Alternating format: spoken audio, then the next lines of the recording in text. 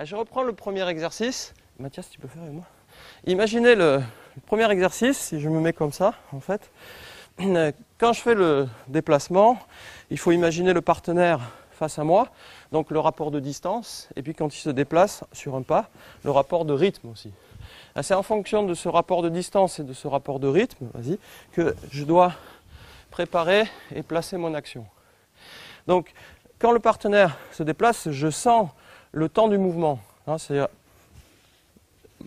je mémorise le temps que prend le déplacement. Une fois que j'ai répété quelques fois ce mouvement, comme ça, j'ai la référence dans la tête, combien de temps ça dure. À partir de là, je peux décider d'attaquer au tout début du déplacement, au milieu du déplacement ou à la fin du déplacement.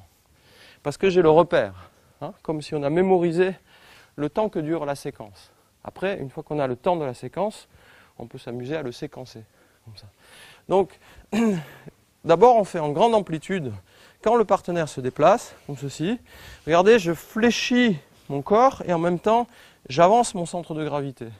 De façon, mon idée, c'est que je ne fais pas le balayage avec mon pied, encore une fois. Ce n'est pas mon pied ou ma jambe qui fait le balayage, comme ça. C'est mon corps qui va donner la puissance du balayage. Un peu comme quand vous voulez lancer quelque chose, vous ne lancez pas avec une main. Si vous voulez lancer très loin, il faut que tout le corps contribue au mouvement.